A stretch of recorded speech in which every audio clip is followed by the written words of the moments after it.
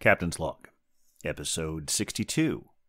This week's episode of the Beer Vengers podcast is sponsored by the Beer and Cheese Collective, located at 35-11 Ditmars Boulevard in Astoria, Queens.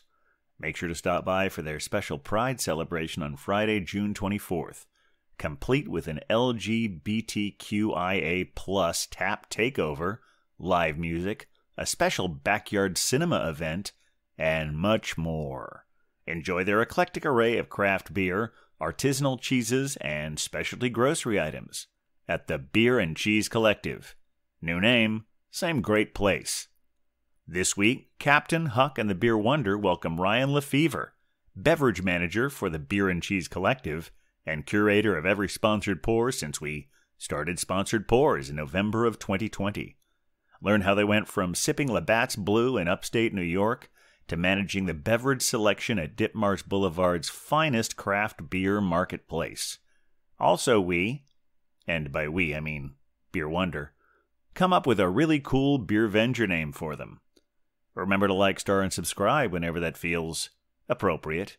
And send us your emails at thebeervengers@gmail.com if you have any questions, suggestions, or if you just like hearing us talk about you on the show. And now, without further ado, please enjoy episode 62, Pride and Pilsner. Oh, we're the beer Vengers, beer Vengers, beer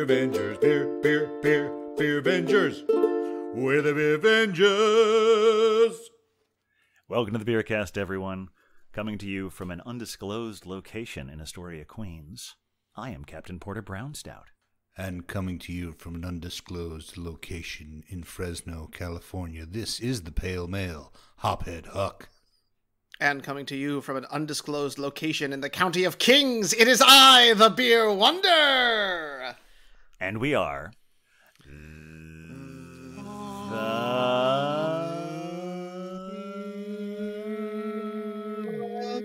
Beer...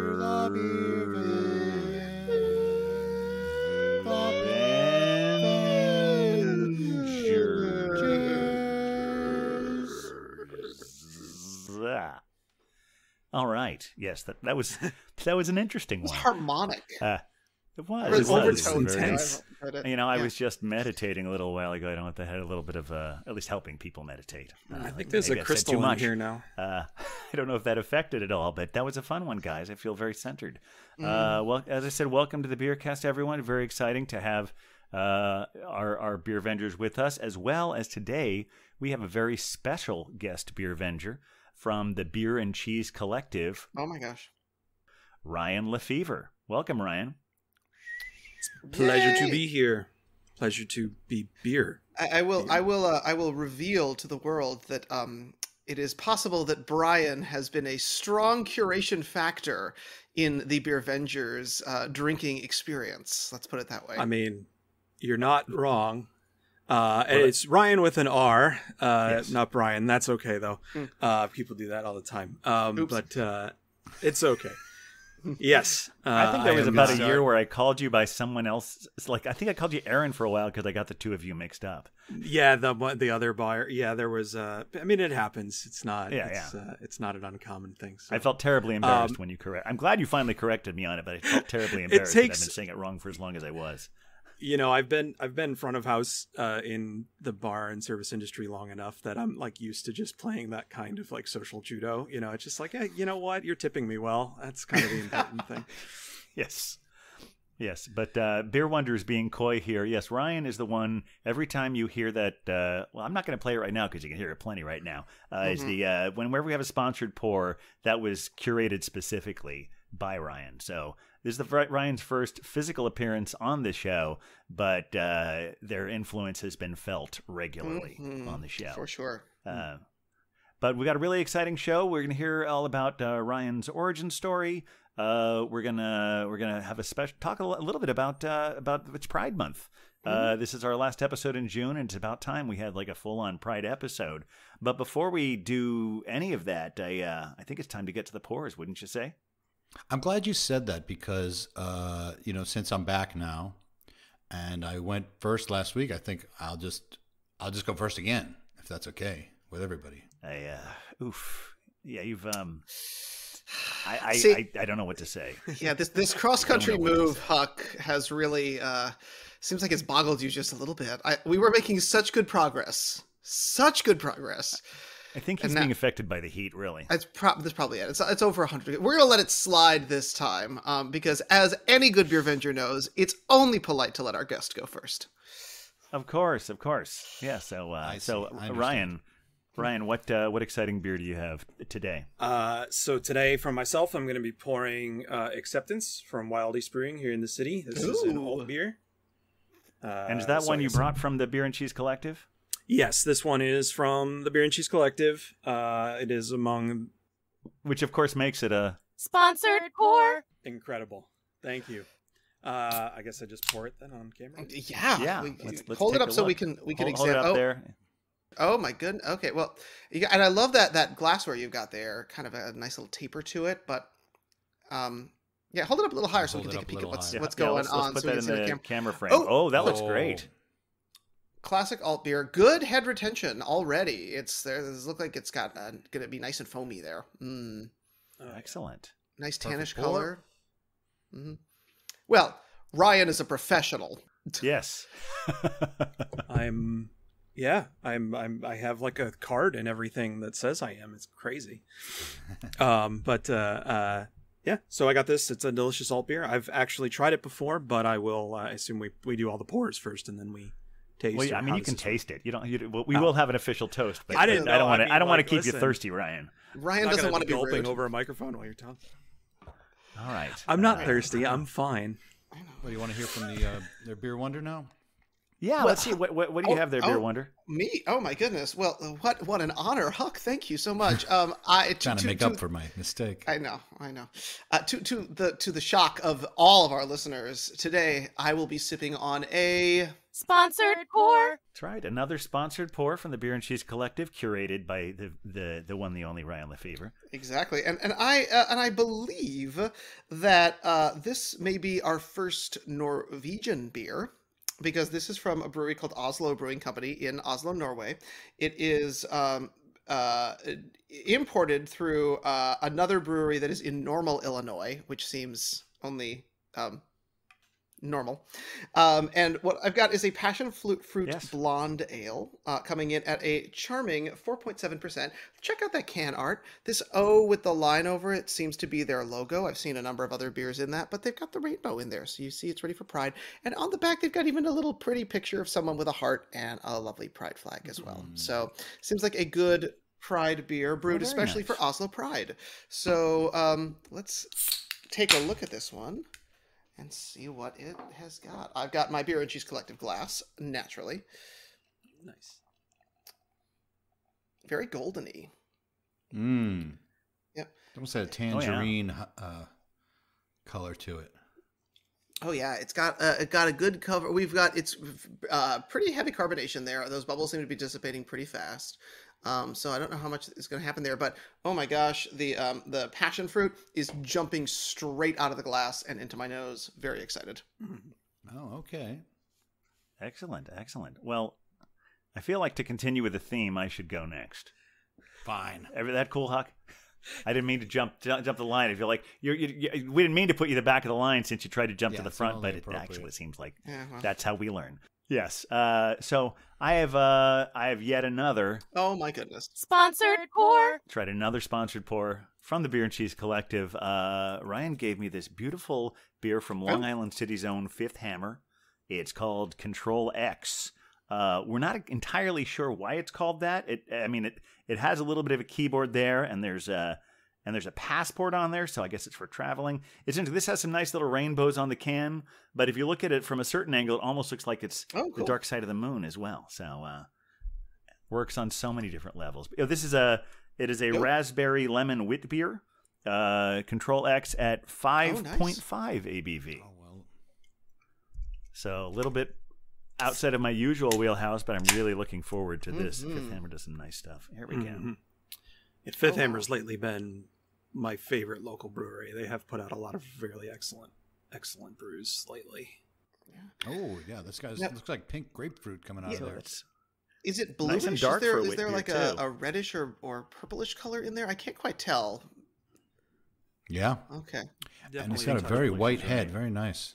Mhm. It looks interesting as heck. And I've always loved the can art. Always consistently good can Always. art over there. So yeah. Absolutely. Well, you've been very patient, Huck.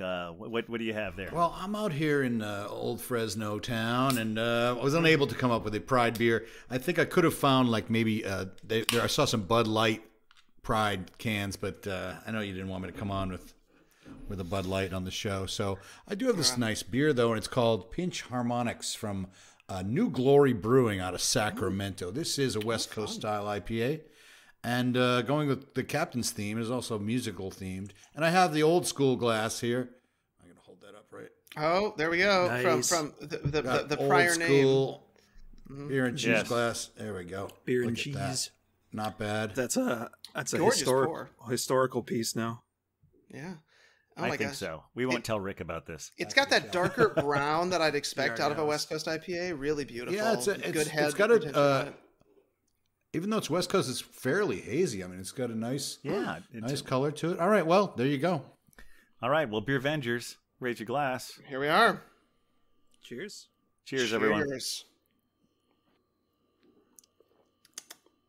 Oh yeah. Well, that's very nice. Very tart. This is just very much the classic alt beer, nice and creamy. Bit of bitterness on the back end, that just old school Dusseldorf style. Yeah. Nothing. So it's a What is the name of that one again, Ryan? Acceptance, which is an alt beer, as I said. So, Yeah. it's alt beer is about 5%, 5.5% typically, top fermented ale. It's lagered for a few months. So it's cold. It's matured at lower temperatures, which is why it tends to drink like a lager, even though it's using what we would consider to be an ale yeast, which is why it gets that kind of fruit notes right on the top. Isn't that the same way a Kolsch is made? Yes, Kolsch's and alt beers are actually in Germany. They're the opposite sides of the Rhine, and they have a rivalry. There's like a contextual like traditional, like if you're a Kolsch drinker from Cologne or an alt beer drinker from Dusseldorf, it's like it's like a sports team rivalry kind of fun thing. And I think there's a festival somewhere that specifically is like all of the Southern Rhineland alt beer brewers competing against like the Northern Rhineland Kolsch brewers or something along those lines. But yeah, and that just comes down to the fact that they were doing lagering practices, but they only really had one kind of yeast back in the 19th century when these styles were being, I guess I wouldn't say pioneered, but codified, regionally developed into something recognizable as distinct from every random village's beer that was being made, however they were making it, but yeah, so it's dark on the SRM scale. It's pretty lagery in general, malt forward with big stone fruit notes on the nose and on the top, and it has a very clean finish with a classic old world hop bitterness. None of the citric, no acidity in like a citrusy sense. It's all just like straight kind of like piney beer bitters all the way through. I get a bit of bit of currant on the pop, maybe like I said, some of those old school hop notes too, pine, just herbaceous, almost kind of gruit, lingonberry kind of things. It's delicious though. I would drink this every day. Excellent. Good description. Is this a part of the proceeds goes to some sort of charity for this beer? Is that right? Acceptance, I imagining that? believe. I know this. I had it in my notes. Not to put you on the spot. No, it's fine. And the funny thing is, I can remember Control X is P Flag. Wild East is a fantastic brewery in Brooklyn. We love They are them really, so much. really are. And actually, so their sales lead is a former coworker of mine, Holly Deal, who was. we know Holly. Yep. So she was a bartender in the beer buyer for Milk and Hops Chelsea a alongside Mike Levinson for a number of years, and they did a fantastic work curating the program there. I didn't get a chance to work directly with her for very long, only when she was briefly at Beer and Cheese Ditmars here. But she always did a great job, and she's always been a fun person to have a beer with, for sure. They got a great staff over there. Really cool people, because we've done our beer tours there, and just always friendly, always great service, and the beer is outstanding. And they have the side pulls there for their lagers. Side pull of the Czech style taps, which are just delightful and fun, and give you just that little bit of difference in the mouthfeel for your beers. So, cheers to Wild East. I miss them. Yeah, absolutely. I can't find exactly where it is, but typically most of these are going to various things. Our sales of it during our Pride event, which we'll talk a little bit more about later, are all going to the Okra Project. Oh, cool. So that'll be, but I'll talk a little bit more about that when we talk about the event. So, yeah, that's something to look forward to for sure. How is that Norwegian beer? Tell us more about that. I'm curious to hear about that. It's an interesting one. I mean, it definitely smells intensely of passion fruit, but it doesn't quite have the same amount of passion fruit. It's not quite as prominent because there is sort of like a little bit of a hot bitterness underneath it that kind of comes out at the very end. It's pretty light. It's kind of tart. It's an easy drinker. It's 4.7, so that's what you'd kind of expect. It would make a good, if you are out. I mean, I don't know how hot it gets at Oslo Pride. I don't know quite what that experience is like, but if it was a warm day out watching a Pride parade or marching in a Pride parade, this would be a nice sipper for it. It just kind of goes down nice and easy. But Ryan, I'm curious because this is our first Norwegian beer that we have come to through you or through anything. How did this come into the Beer and Cheese Collective's existence and then, I guess, into your life? How did this particular beer, Oslo, or Oslo Brewing in general? I mean, I don't get a lot of Norwegian beer coming through, especially post-COVID. My access to imports is a lot more limited than it used to be. And in most cases, I mean, what you're usually experiencing is, if you're getting something unusual, is there's layers of curation happening, because I'm making selections for the shop, but the sales representatives that I work with through importers and distributors and even individual breweries are also, curating what they're presenting to me and what I'm coming into. In this case, this was through the wholesale distribution team at Tap RM was highlighting some new products that were coming through. They brought me some samples. I tasted the ones that looked interesting to me and that I thought would do well with our client, with our customer base, basically. And as it happens, I always like to put out some beers that resonate with Pride for Pride Month. Yeah, of course.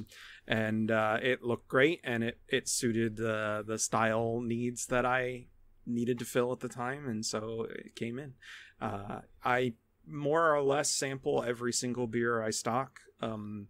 Not every last one of them, largely because I'm not the only person who orders them. I have a coworker, Sarah, who also helps me and works with certain portfolios. So sometimes she makes some selections as well, but 99% of the time it's just the taste. I try the beer. It's a good beer. I feel proud to sell it, so it goes in. I mean, there's some other considerations, cost, availability, things like that, but I don't sell anything I wouldn't drink myself. And in the case of this one, honestly, the can was a big draw. You pointed out what a nice can. That's gorgeous art. It's Cans, beautiful. Yeah, great name. Too. Pretty cans sell beer. I mean, it's a little like I want to show you how all the sausages are made a little bit, but and I'm sure this will not be much of a surprise to you. But there's definitely a certain amount of mercenary mentality when it comes to selling. Sort of like a niche hobbyist product like craft beer, which is despite not being as niche as it used to be, is it's a comparative thing. It's it's still only, I think, 15% of all alcoholic global sales of alcohol or something along those lines. It's or just shy of that number. Wow. So we're still talking about something that's going to have to appeal to people who are looking for something fresh and new. And you know, I have slightly higher standards than most, but it's gonna be good stuff across the board.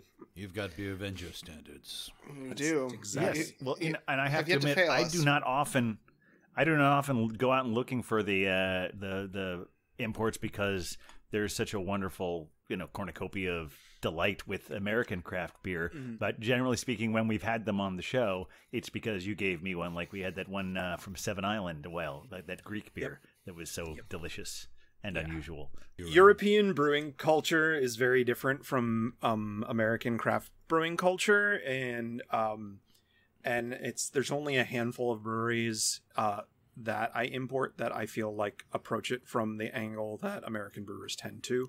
In Europe, it is a I think I've described it as it's like a singular perfection act, right? So they don't necessarily as often try to vary on a style. They have the style, and I mean, you even see that in the laws, things like German beer purity laws and things like that, where it's really about taking something that is very iconically associated with the region and just making it better and better and better and better and better, which can mean you'll get some absolutely incredible beers, some of the most delicious things you'll ever taste. But there's not always a lot to talk about. You're just like, this is a very good Munich Helles that is pretty much like, I mean, because there's diminishing returns, right? Like you can only make a beer so perfect, and then there's only so many levels past that you're going to go. In America, to contrast, everyone kind of does everything. Everyone's trying to reinvent the wheel all the time. They want the newest way to.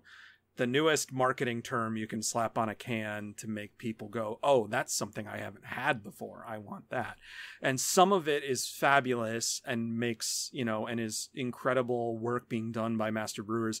And then some of it's like, some of it's double dry hop pale ales. Yeah. Which is just an IPA. Yes. Yeah. If you double dry hop a pale ale, you just made an IPA. That's all it is. So if you're telling me that you've double dry hopped a pale ale and you're calling it a pale ale, that's fine. You can put that on your can. It's an IPA, and that's fine. IPAs Well, they have two of the right letters there. Exactly. It is two of It's Huck. I just want to say you showed some very admirable strength there, because I know you can rarely hear the term German purity laws without saying. Go ahead. There we go. We need a soundbite for that. We need a Reinheitsgebot soundbite. We probably do. Yes. Yeah, I was going to say, Huck, why don't you say it in the clear for us right now? Reinheitsgebot. All right. There we go. Now it's definitely it's cut cured. that out later. But speaking of making an IPA, Huck's got one today. How's that tasted for you? Oh yeah. Yeah, and like I said earlier about the idea that it's a bit hazy and it does have a West Coast vibe, real piney kind of nose, but it's also super tropical. So I think this is what I would call a hybrid West Coast New England style. It's like a hazy West Coast. They make it with El Dorado, Citra, and Mosaic. So I'm definitely getting those Mosaic hops on the nose. Those are a strong aroma. But the balance of the three, it really gives old school, new school, and by old school, that's not very old, the West Coast IPA. But I think it's a good combination. It's a nice, and like Ryan was saying, like this is a very good version of an IPA, American IPA. Yes, it's very nice, very fresh, strong hop flavor. And super drinkable. It's got a nice clean finish. I dig it. I'm not the descriptor that Ryan is, but I like it. I like a beer. I like the I like beer. the taste. Like I a like beer. the smell. I could be this one- looking. Think about Ryan's name. That he's very good with the descriptions. Yes. There we go. I could tie There's that a lot in. happening there. It's funny. I could say, and I said this. I think I've said this to you at the bar, Glenn, Captain. I'll get there.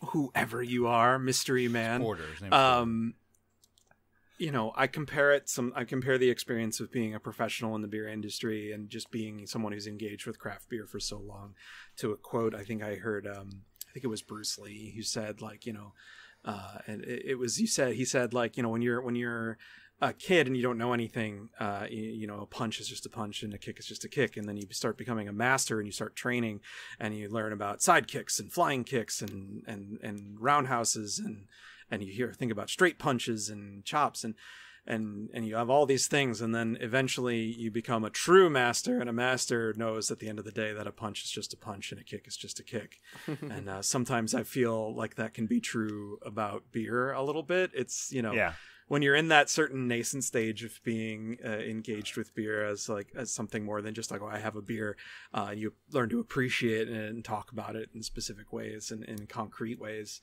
that you find yourself going eventually like, well, this has all of these things and I could talk about it this way, but also it's just a good IPA.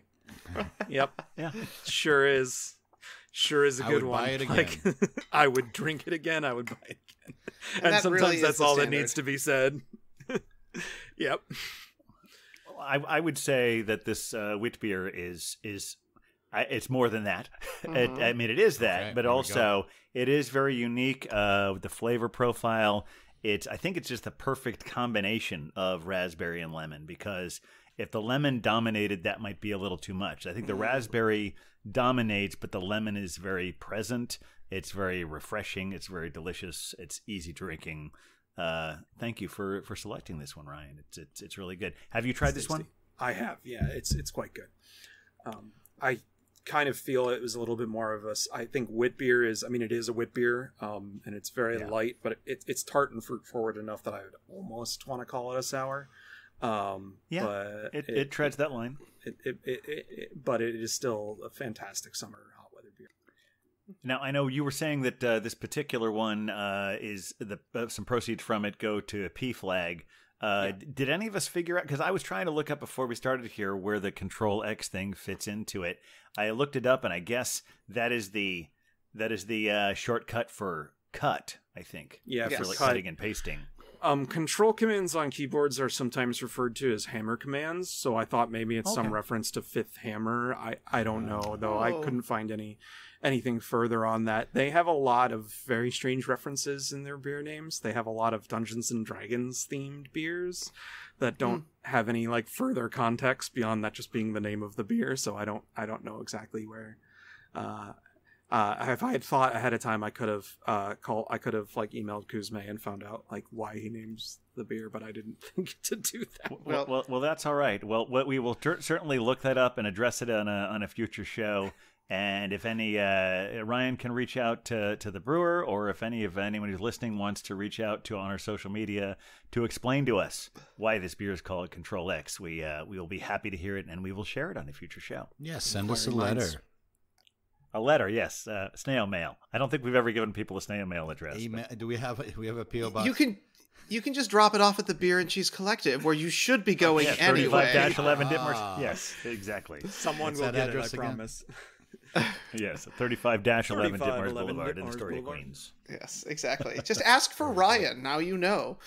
Or whatever their Beer Avenger name will be. Which reminds me, I do feel like we have come to a very important part of... I know Ryan is a beer professional and all of that, but today something very special happens. But to get to that naming session, we're going to have to go back in time a little bit.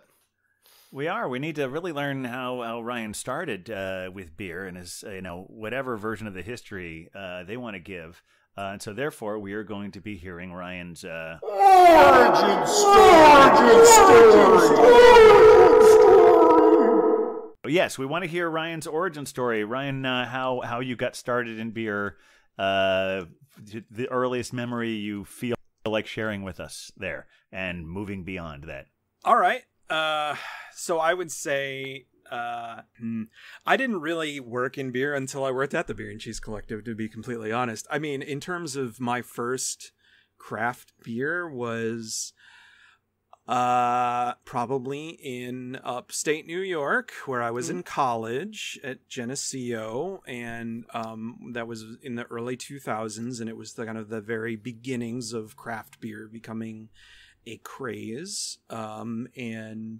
At the time, we mostly, as most people did, drank Labatt Blue Light, as our beverage of choice, but I remember very distinctly me and my best friend, who were housemates at the time. That's the my friend whose wedding I was at last week when I was out of town, Glenn. We went and we got, they sold growlers of Rohrbox beer. Rohrbox is a small microbrewery in Rochester, New York. I don't think they distribute. I think it is just a tap room. I don't even know if they still... Ryan, I want to clarify, before you had that, had you enjoyed the Labatt's Blue Light? I mean, enjoyed is a strong word. Do you enjoy brushing your teeth? No. But you do it every day. No, well, it's interesting because we talk to a lot of people about the origin stories, and when they encounter beer that is less than stellar, some either just grit their teeth and bear it and work their way until they find better beer, and other immediately, like Beer Wonder story was, he liked it, or he did not like his first encounters with beer, and it wasn't until years later when he had good beer that he finally started to really begin. Correct. But you had accepted Labatt's Blue Light for the time being. Again, bear in mind that this is in Rochester, which means your options are, globally distributed macro brews or Jenny. Which is, I always laughed as I go to Barclays Center and spend $14 for a can of Jenny Cream Ale, and I laughed and I said, if you wanted one of these, just go lie in a ditch somewhere outside of Rochester, New York, and someone will throw one to you eventually. Like, the can will be half empty, but you'll get a beer. You will get one. No, we had this. It was a Scotch ale. I remember very much. Oh no, it was a blueberry ale, and then a Scotch ale. I think we got the Scotch ale later. Yeah, and we just got it on a whim. They sold growlers out of the cooler, and it was really good.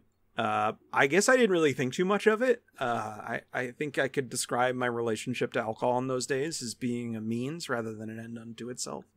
But I was a youngin', so I'll let that slide as far as I can.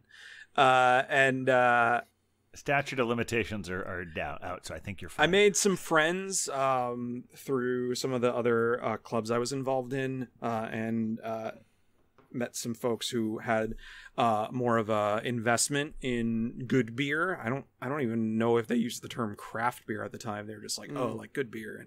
And one of whom I'm still friends with, and he is a notorious like stout basement stalker kind of craft beer guy. Like, he's got the massive collection of aging cellared bottles, and he really only drinks like stouts and like adjunct heavy stouts, like, sounds like somebody I know. Like, yeah, it sounds a little familiar. My partner and I were actually accommodated by this person and his wife in terms of a place to live for some time, and I drank a bunch of stuff then that he had, and I enjoyed it, but I didn't really think too much of it. And then I got hired at the time Astoria Beer and Cheese to run the kitchen. That's what my background was, in cooking and food, and just being adjacent to the product. I started.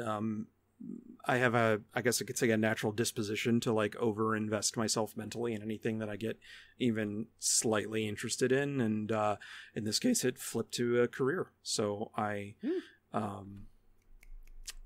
drank the beer, and I got to know it, and then I started taking courses, and then I got the gig to buy the beer after my predecessor moved to Nevada in 2016.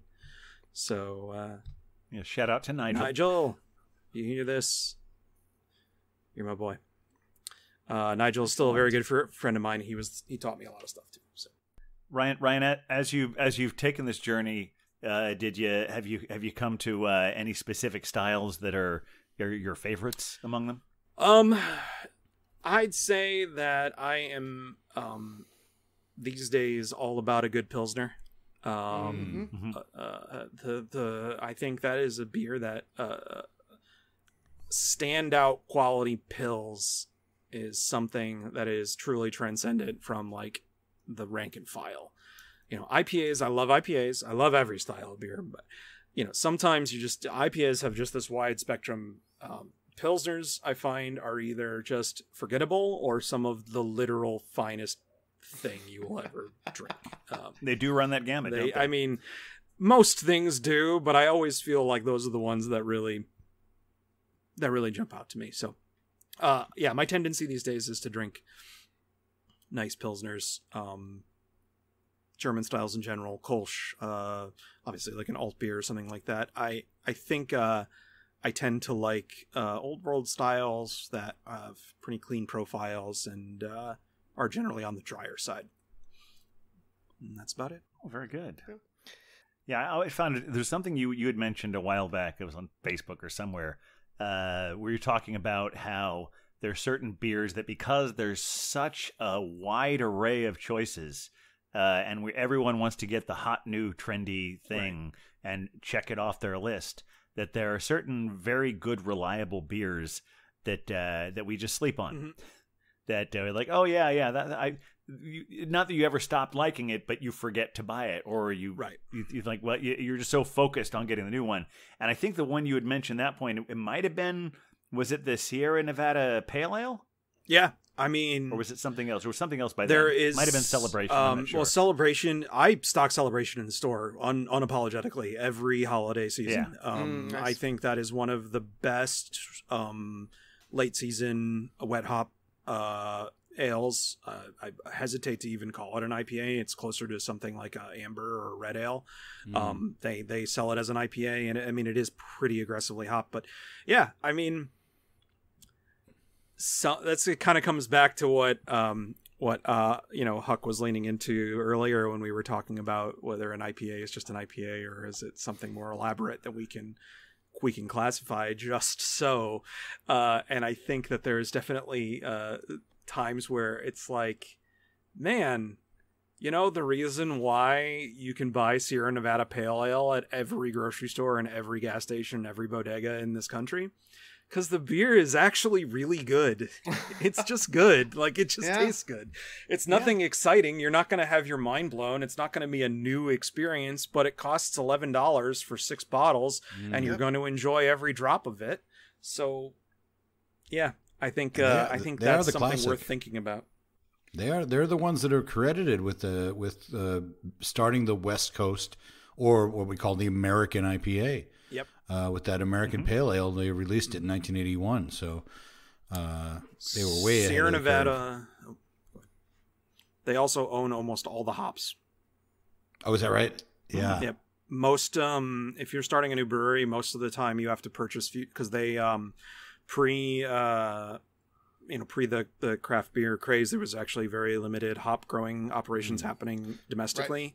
So they were mostly imported. And at some point in like the early 2000s, Sierra Nevada purchased like most of the commodity futures on hops. So a lot of times new breweries literally have to buy, do commodity purchase, unless it's like a new strain or something like that. But a lot of like the big popular West Coast strains are all essentially owned by them. I didn't know that. It's very smart. I'm not necessarily describing that completely accurately, but it's something along those lines. They basically because whatever they did, they bought like a production commodity future with regards to like a couple of different common hop strains. So like they basically, when you go to buy hops like on a production scale as a new brewery, a lot of times you're actually buying it via a futures trade through Sierra Nevada. Interesting. Oh, yeah. I like that. California gives us a lot. You're buying your hops from Sierra Nevada, and you're buying your yeast from White Labs in San Diego. Yeah, more than likely. Those hops generally come from the Yakima Valley in Washington and Oregon and Idaho as well. So, I should have just said West Coast instead of California. Well, California is not the best place to grow hops, which is interesting because, maybe in the north. But they're only grown in certain areas well. And New York is a great place for it. We need to get more. I don't live there anymore, but I know their hop production is growing. Yeah, that's the whole farm brewery law is about it, to encourage hop production in New York. And there's there's a push for this, what they called smash, single malt, single hop, New York smash brews, which were a big thing for a couple. That's kind of tapered off a little bit, but that is still a big thing. A lot of breweries were pushing products that they were called it was New York Smash, single malt and single hop, all New York grown product. I had that at Big Alice, or was it Five Boroughs? One of them had a smash beer. Mm-hmm. I think it was Five Boroughs. Yeah, a couple of them did one. Omegang did one. I know Arrowwood Farms did one that I had. I want to say Captain Lawrence that I brought through. There was a few others as well. They did a bunch of county level subsidies where I grew up in Niagara County. So Niagara Escarpment's mostly wine country now. But a bunch of people got essentially buyouts to like rip out some of the vineyards that were overproduced. Like there was just no need for the extra production because it's all small scale stuff anyway. And they were growing hop strains there. So wine overtakes beer once again. Yeah, right. Or Yes, beer overtakes wine. That's the direction we're going. It'll be one way or the other. We just trade back and forth. I do love single hop beers when you can isolate that hop and really get a flavor for it. Single malts, I'm not as tuned in to the differences in different malts. I know that, especially being a lager drinker, that I should be a little more tuned into that.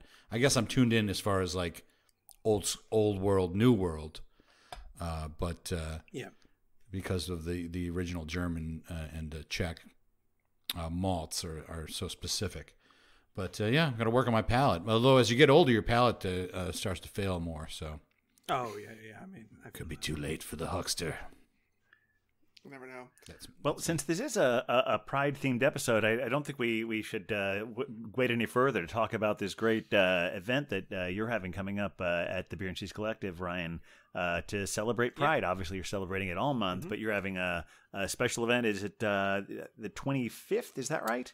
It'll be the 24th, the Friday. I think that's the 24th. Oh, Friday. So the 24th. Yeah. So it's Friday the 24th. So if you're listening to this on the Monday we're released, it's Friday. You have ample time to make plans to go to the Beer and Cheese Collective's Pride celebration. And what exactly is going on that night, Ryan? So it's pretty simple and straightforward. It's not a ticketed event or anything. It's just open to the public. We're going to have half a dozen brews on tap that are either brews made to support Pride charities, or brews that are actually produced by our queer brothers and sisters. I have listing items from Rainbows Everywhere, from Torch and Crown. I'm going to have gay beer from the Gay Beer Collective. We're going to have Dyke beer on. We're going to have some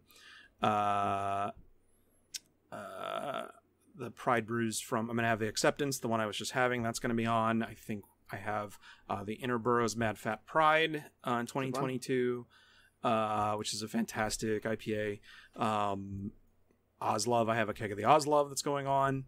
We're going to have happy hour pricing on all those, and pretty much every red cent that we make over cost on that is going to get donated to the Okra Project, which is a mutual aid charity based out of the city that focuses on producing food and material support for Black trans youth.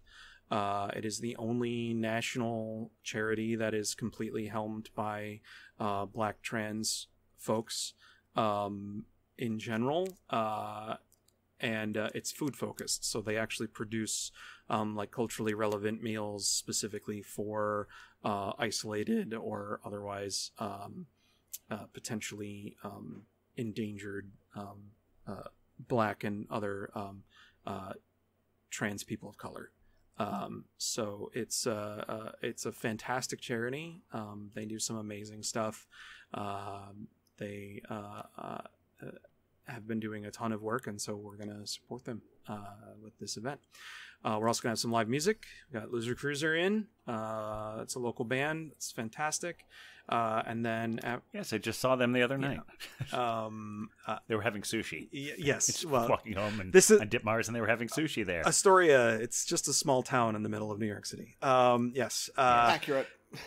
And we have we're gonna have basically we're doing a community mural for Pride. That I'm gonna have a thing to make buttons. So make buttons, Pride buttons, and put it on the mural or keep it for yourself. And then we're gonna have a movie night after the sun goes down, we're going to be showing. I am going to flip a coin between whether or not I'm putting on the Birdcage or To Wong Fu. Thanks for everything, Julie Newmar. Either great films to watch this time of year, or any time of year, honestly. But any time of year, really. But I mean, blast. listen, we're going to be thematic. Let's be thematic in a way that's fun. Exactly. Yeah, and it's that's the plan. It's pretty straightforward event, but I think it's going to be a good party, a good time to show your pride and show your support for the LGBTQI community. And those of us in it. A lot of the staff at Beer and Cheese are on that spectrum. It's just part of the reason why we've thrown a lot of our energy behind it. So that's what we're doing. And so they're going to be going on from openings, going to be starting at like... the beers will be available from 5:15 or- opening. I think we're going to start the band at like 6 o'clock or so, probably. And then the movie will be on after that when it gets dark enough. So Excellent. So you have like a projector set up in the backyard. Oh, that's going to be great. Excellent. yeah, it's going to be fun. We're going to actually hopefully start doing movie nights of some kind. I think that's for the future. Yes, that sounds like fun. a little preview of that on our little show. That's always exciting. We've had a number of people preview things for us, so thank you for that. That said, I did just hear a crack occur, which makes me think it is distinctly possible that Huck may have a second pour. Well, yeah, I think we You know what's funny? I delve into I that. came here this afternoon to get drunk on the podcast, but I actually we're getting our new car today, so I have to go get. We are going to get that this afternoon, so we're happy about that. But I think we got room for a little bit of a hobo. This is called a Hobo Pilsner. Ooh, This is from Dust Bowl Brewing, who I've talked about. One of my new favorites out of Turlock, California. I've not had the Hobo, so we're going to give it a shot. You all know that I used to be obsessed with Lord Hobo Brewing out of Boston. So now I get my own little hobo out here. Nice. Oh, I'm sorry, I didn't pour it on camera. Nice little color to it. A little bit darker than that usual. looks nice. Usual pills, and you see the little hobo and his dog there. Looks like a robust Pilsner. It looks, there you go. Yeah, it's robust. It's about 5.3%. So not a lazy pills. Let's take a taste. not a lazy pills. This pills showed up. This pills came to work. Pills showed up, and it's good. It's actually very nice. I give it. There's a distinct, and Ryan knows this. So there's different styles of pilsners. German pilsner, obviously the original Czech, and there's American pilsner. And the American pilsner is like Bud, or Miller Lite or whatever. Right. So I feel like we have Pretty much all the macros, There's right? another category that isn't really being talked about, and that's the craft pilsner, the American craft pilsner, which I feel like has a slightly hoppier quality than a German pils or the Czech pils, unless it's otherwise stated. I think they use American hops and American malts, so this falls in that category as far as I can tell. Got not too hoppy a nose, but a nice, I would say a little richer flavor than the traditional European Pilsner. Super quaffable, great lawnmower beer, as we say. Quaffable. Yeah, I like it. This is one of my faves out here, Dust Bowl. I'm digging the Dust Bowl. They're the ones that had that 10% IPA that I got at the ballpark last month. So I'm digging on Dust Bowl for sure. All right, thanks guys for letting me get that in there. That's why I came. Hobo without the Lord. Without the Lord. It's the hobo of the people. Where do we stand on hobos, Ryan? It was like a craze for a bit, and then Lord Hobo lost its shine. The beer, the actual brewery Lord Hobo out of Needham, yeah. Yeah, I don't know. I had a launch event for them a few years back. I think it's just most things. It's beer. Craft beer has got a lot of leverages a lot around exclusivity. I think so. There's a thing where I think a lot of the shine comes off when a brewery that was previously seen as sort of difficult to access becomes more accessible. Right. And that's that is definitely what happened. unfortunate. Yeah. And I think that's what happened with Lord Hobo. The quality of the product didn't go down at all. It's just, I can't, you can't, if you can't sell it on the strength of like, well, this is like, oh, Lord Hobo, like, oh, we got boom sauce in, like, well, you gotta get some boom sauce. Yeah. Everyone's like, I can get boom sauce at Tops. Like, I just. I think also a problem they had was that they would have shelf life. Those beers would sit on grocery store shelves for too long, and they got a bad reputation in that way for having old beers. That was a consequence of the IPA craze. The IPA killed itself. I mean, obviously, it's not a poorly selling style by any stretch of the imagination, but relative to 4 or 5 years ago,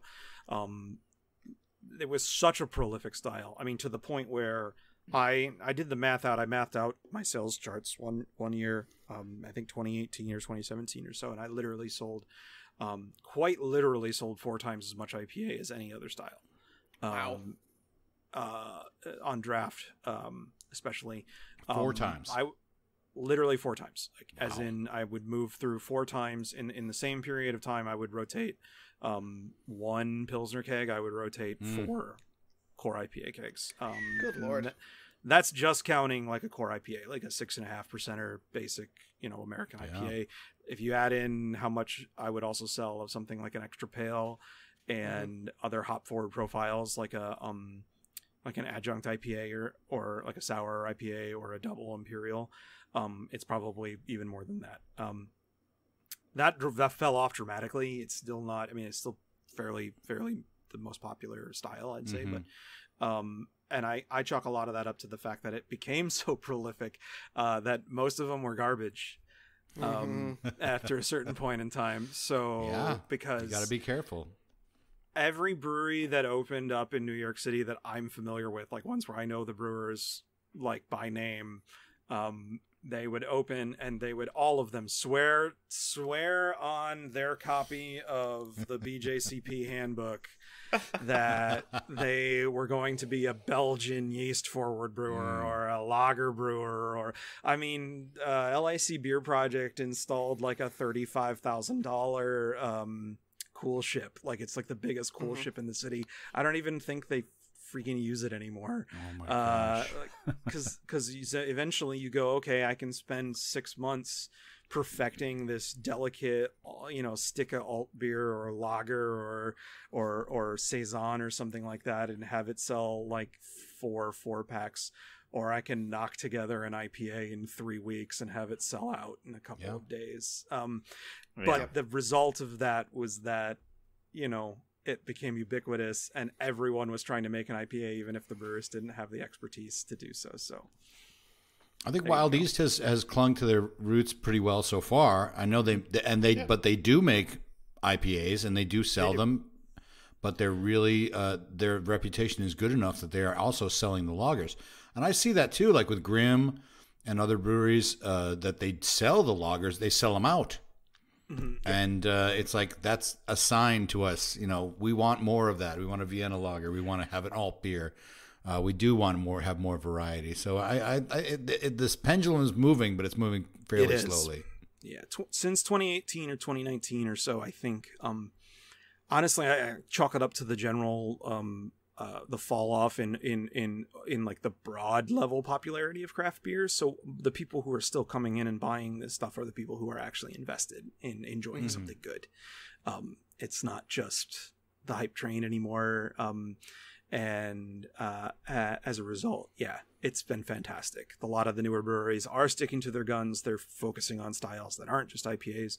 The IPAs that are coming out are of a higher quality. They're fresher. They're better tasting. But, the part of the stuck on the grocery store shelf thing that I was thinking about that kind of, I thought, spoiled the IPA image was the fact that IPAs you really want to drink in like 3 weeks.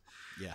So, that's ridiculous. Like you can't, no one who's operating a Whole Foods is going to be like, I'm going to only order product to go for 3 weeks and then get rid of it. Like it's just not. So I was in and that's something that never happens to me with stouts. Nice thing about anytime you're getting a stout, like it only improves with age. About 5 years or so after that, I think you're gonna. I guess so. Like, well, there was one point where you had one that we had on the show but that I actually bought there.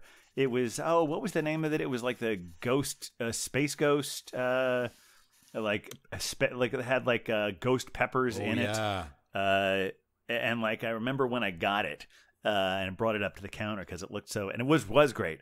But Lane warned me, "Is like, yeah, I don't know how long that's been around." There's some. Oh my gosh, I don't even want to get into. He said we just found that in a corner of the basement and put it out there, in a bottle. and I got it and had it. Yeah. So that's good. It was from I can't. It was somewhere in Illinois. Yeah, it was in a big bottle. Didn't we try that at one of our parties? It was. I had it on the show, and then I bought another one and brought it to one of our get-togethers, and it was but it was funny. Like Lane was warning me, like that's been here for a while. I don't know how long it's been here. I'm like, I'm taking it. I anyway. would love to. No regrets. I would love to get you guys to just try some. Like I have stuff that I have no business still sitting on. I have product that I didn't order still in the shop. Oh my. Like there is stuff that's just been languishing in there. I found a case of some Japanese beer that the brewery doesn't exist anymore. I have no. This sounds idea. like a great idea for a theme. Yeah, I was going to say I shouldn't say this stuff live. thing. Rick is going to think I'm like bad mouthing the shop. Like no, it's just there's weird stuff that sat around forever. I think Rick only listened to the episode before the one he was on, but I'm not sure about that. Well, Rick, if you're listening, hi. Hi, Rick. I think I have some multi-year-old Taurus Bulba floating around. I don't know. I'll have to maybe I'll start doing that as a segment. I'm just gonna pass some of this off to you, Captain Porter, and you guys can be like, this is a 2013 vintage. I love that idea. Greek lager or something. I like that idea a whole lot better than the idea of just doing a macro show that you guys keep bringing up.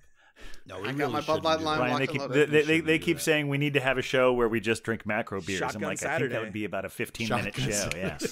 Yeah. Go ham. Only if we shotgun them. That's right. That's right. Right. But now, Beer Wonder, I think you had a few other. We talked about the Beer and Cheese Collective Pride celebration. I think you had a few other notes about. Yeah, there's been. I mean, there's a lot going on, and if you think about oftentimes the way that the queer community exists, craft beer doesn't really tend to sit in the wheelhouse of what people expect. Beer blasts, as they're known, are often like Bud.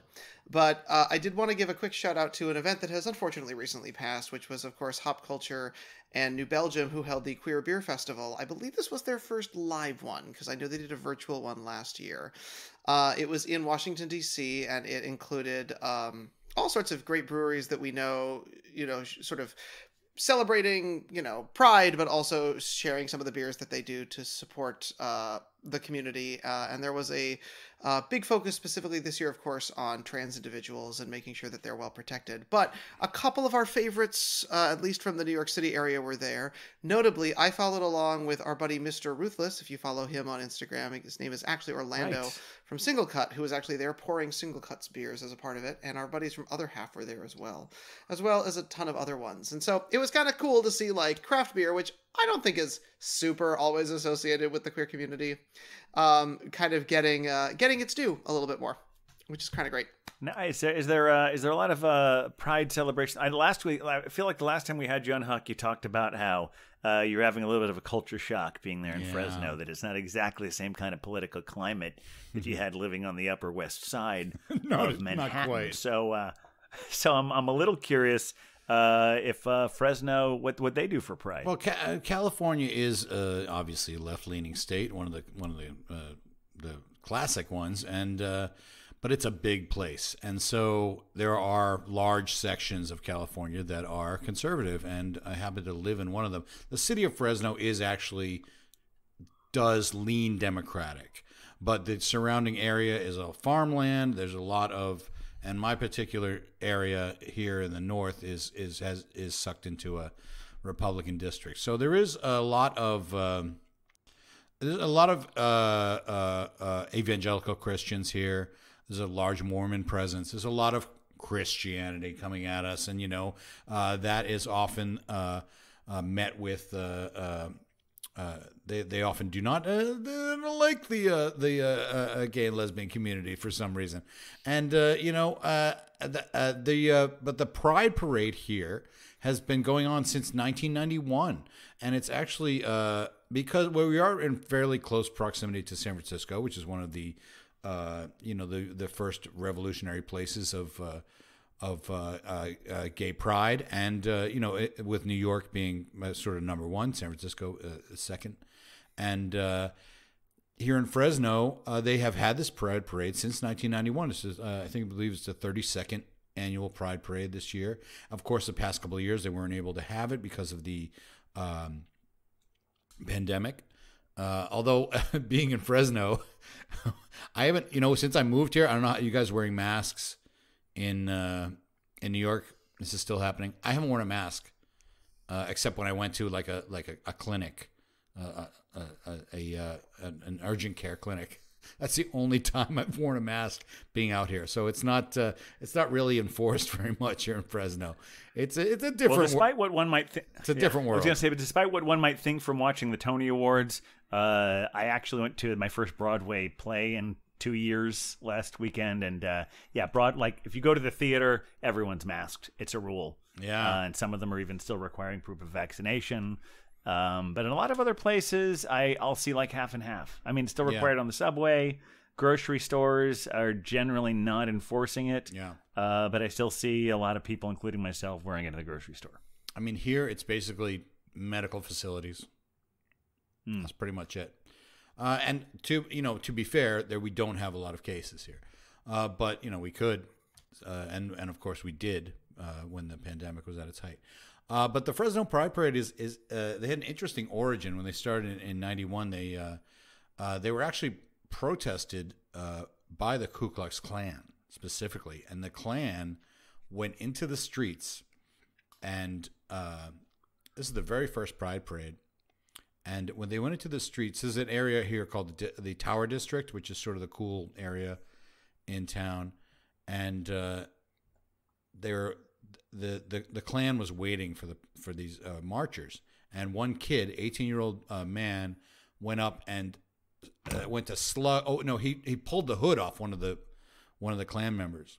So then it got into a little bit of could have been a confrontation, except that the Dykes on Bikes, the lesbian motorcycle club that was in town, got off. They put their kickstands down and got off their bikes, and immediately the Klan backed up and went back to the sidewalk.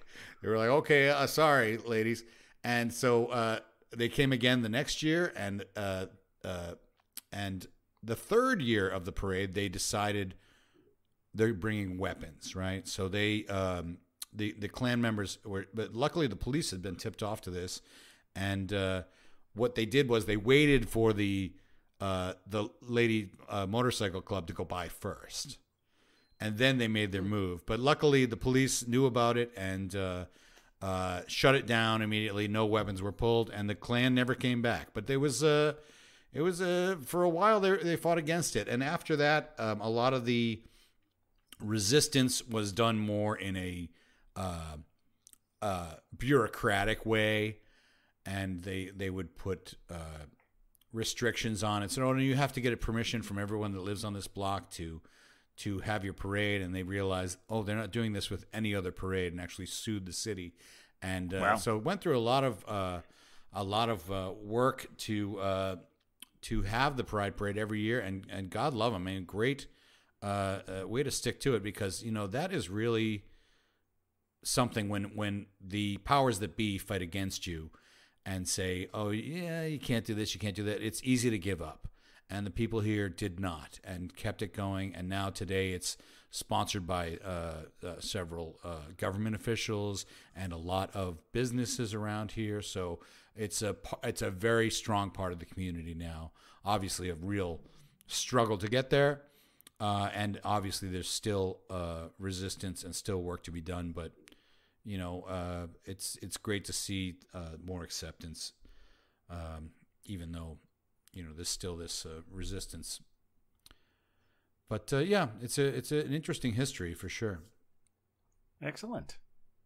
Well, I that know I shut have a everything few down. Oh, yes. Well, no, It it was an important history to tell, but like I mean, it is a downer and an upper all at once. So well, yeah. I mean, and it's like it tells us why would you- pride is still important even Hey, in this day I'm and talking age. to the pale So, male. I Right. don't hold back. Okay. Exactly. I don't sugarcoat it. No, you don't. You let us have it. You let us have it, Huck. It- You give us all the you- feelings, clearly- always. All the Clearly, you feels. picked the right time to move there because you wouldn't want to have been there in the '90s when all that was going on. Ooh. But good that everyone paved that trail back then. Yeah, and they were going to do a Blazed that trail. I said paved. I meant blazed. they were going to do I think a that's the expression. they do a theme every year with the parade, and this year they were going to do a revival theme of Phoenix Rising Parade because from the pandemic, they had to not do it for 2 years. But unfortunately, one of their founders died this past year, so it was actually became a dedication to him and the work that he did, so it was a really nice tribute. They had it at the beginning of the month. June 4th, I think, was the parade. So, Beer Vengers, we're catching up. We're within the month. We are. We're there. Oh, we are. This is going out in the world with a third of the month still left. That So, reminds me there you that go. we and we talked about it last we week. still haven't. I don't know how much we've worked on this, but we need to give Mr. Lefevre a Beer Venger name at some point here. Oh, yes, we do. Have we been thinking about it? Oh boy! Oh no, Ryan! We're getting silence. Oh boy! Ryan seems terrible. Well, vague silence. well, so for me, we don't have anybody who is representing Pilsners specifically. Yeah. And so I feel like this could be a place where you would fill a need in the Beer Venger sphere to truly step up and be the representative of the Pilsner. I mean, we have this hop situation covered by Hophead Huck. Captain Porter Brown Stout took basically 3 styles. All the styles, Yeah. But I couldn't pick one. but we They all don't go we don't together. really have a representative for Pilsners. We have the Saison Kid, we've got OBK, We have the bitters, Lager you know, Lass. so the Lager Lass. But so I'm curious, does being the defender of the Pilsner feel like a good spot for you? Heck yeah, that'd just be definitive for me. That would be a fantastic position to be in. Okay. I think you just said it. The defender of the Pilsner. Pilsner defender. Pilsner. I go with that. Pilsner. The Pilsner defender. Pilsner. Don't roll off the tongue, but It No, doesn't quite. We need a P after Papa that one. Pilsner. no. Papa Pilsner. Pills. I am Pilsner the opposite Pro. of that.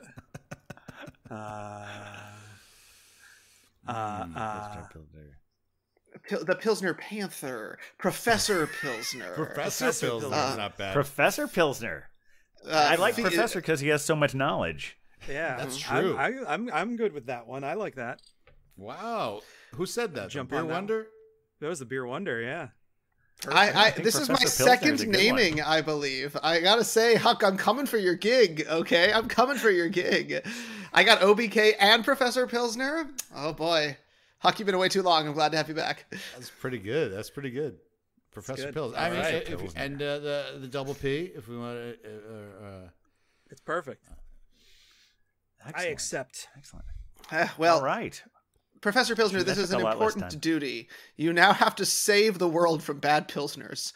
Do you I- accept but- this solemn responsibility? I accept this this duty that has been thrust upon my I love no it. doubt deeply fragile shoulders.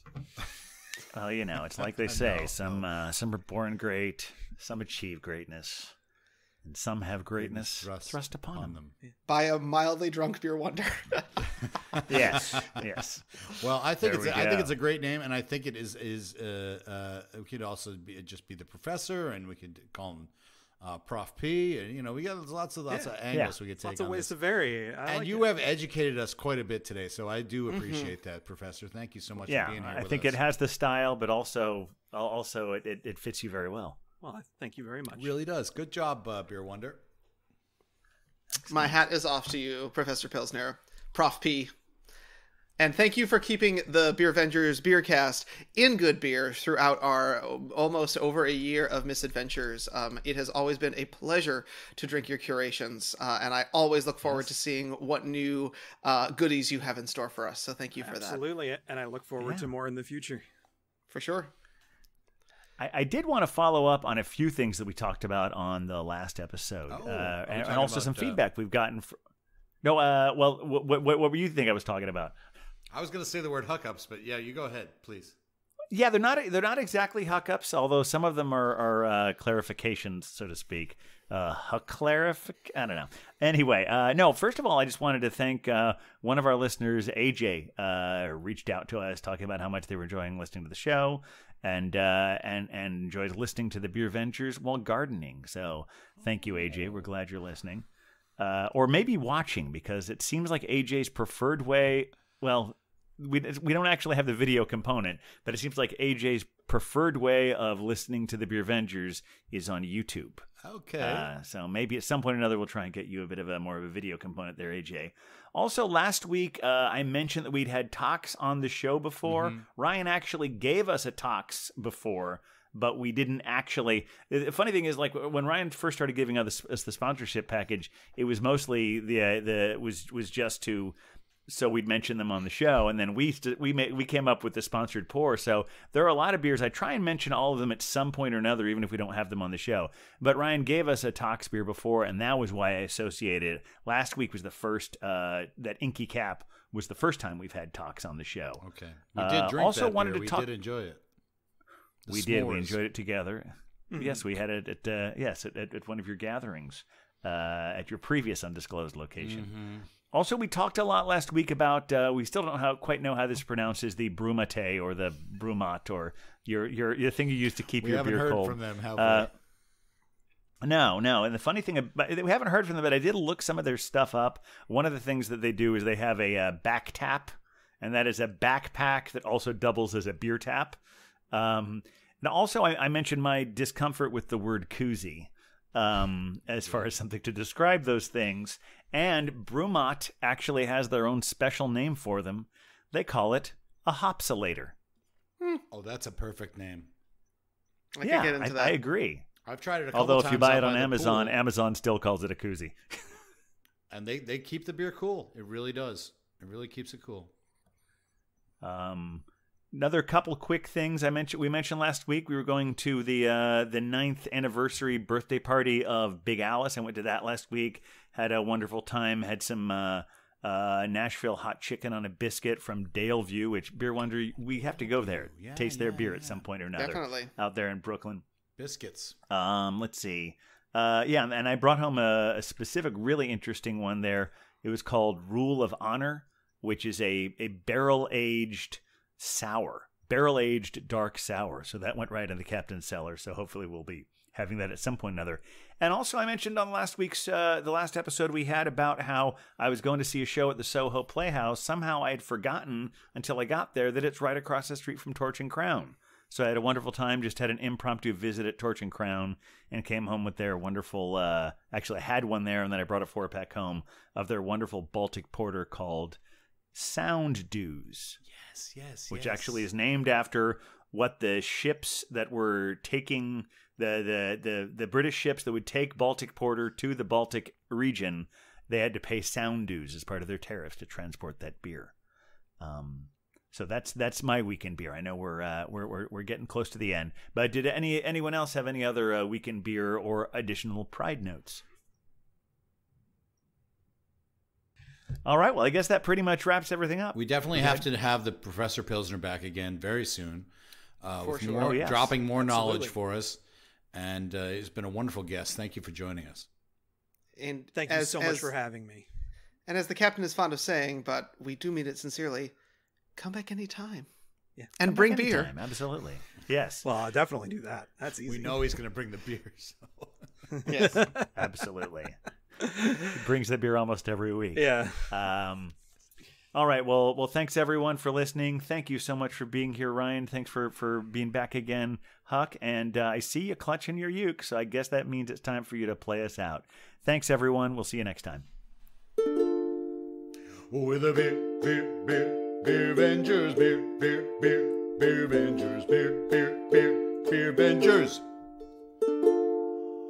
With a beer Vengers.